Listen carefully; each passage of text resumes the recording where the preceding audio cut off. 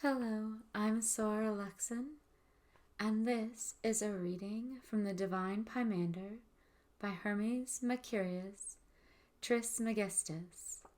This is the sixth book, that in God alone is good. God, O Asclepius, is in nothing but in God alone, or rather God himself is the good always. And if it be so, then must he be an essence or substance, void of all motion and generation. But nothing is void or empty of him. And this essence hath about or in himself a stable and firm operation, wanting nothing, most full, and giving abundantly. One thing is the beginning of all things, for it giveth all things. And when I name the good, I mean that which is altogether and always good.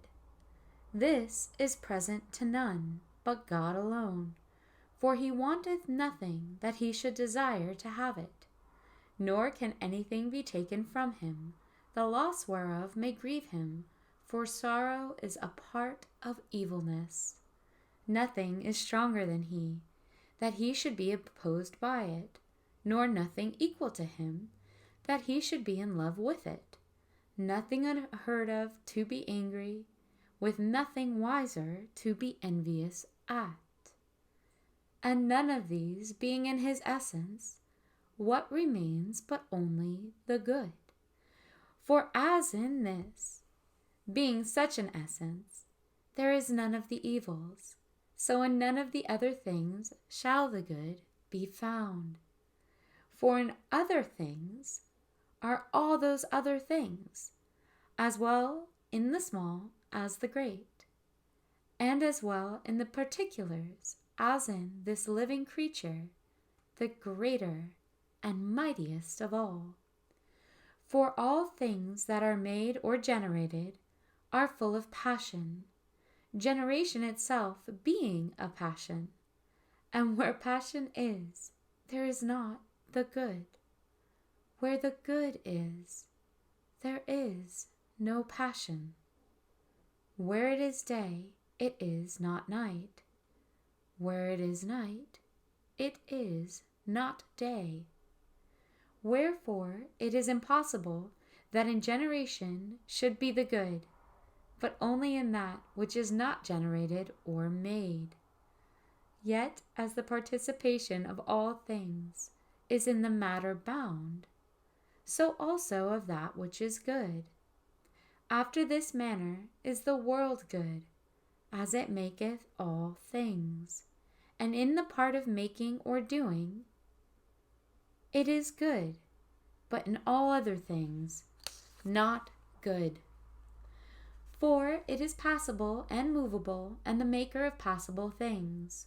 In man also the good is ordered, or taketh domination,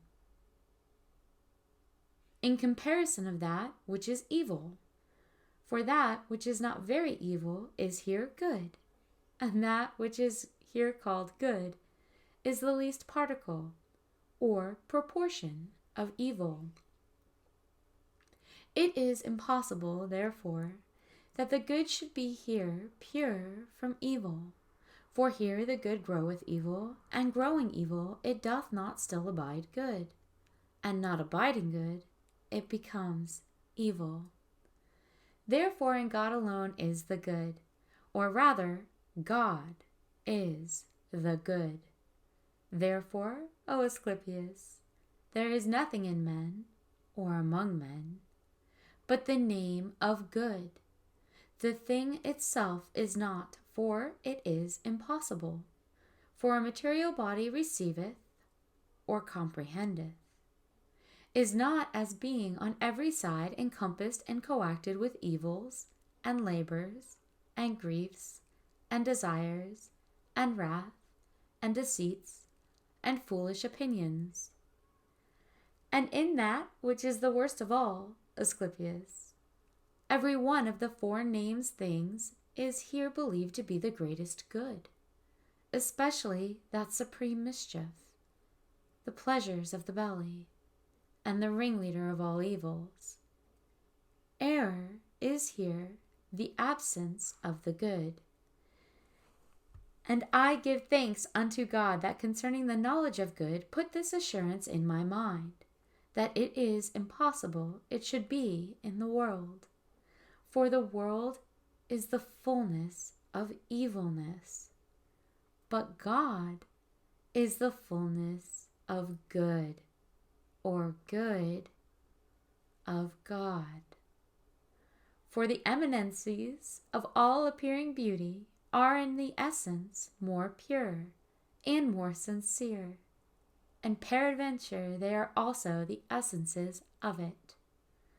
For we must be bold to say, Asclepius, that the essence of God, if he have an essence, is that which is fair or beautiful. But no good is comprehended in this world. For all things that are subject to the eye are idols, and as it were, shadows. But those things that are not subject to the eye are ever, especially, the essence of the fair and the good. And as the eye cannot see God, so neither the fair and the good. For those are the parts of God that partake the nature of the whole, proper and familiar unto him alone, inseparable, most lovely, whereof either God is enamored, or they are enamored of God. If thou canst understand God, thou shalt understand the fair and the good, which is most shining and enlightening, and most enlightened by God. For that beauty is above comparison, and that good is inimitable as God himself. As therefore thou understandest God, so understand the fair and the good.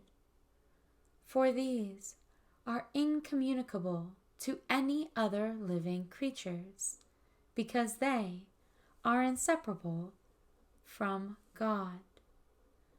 If thou seek concerning God, thou seekest or asketh also of the fair. For there is one way which leadeth to the same thing, that is piety with knowledge.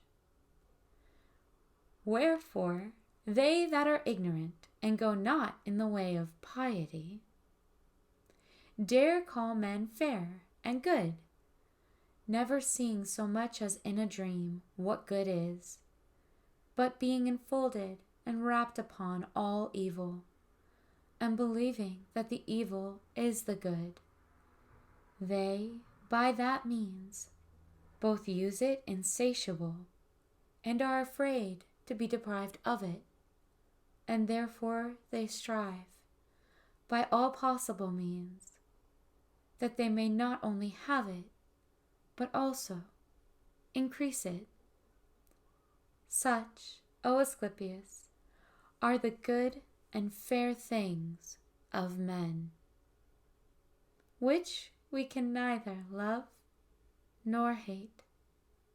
For this is the hardest thing of all, that we have need of them, and cannot live without them. The end of the 6th book, that in God alone is good.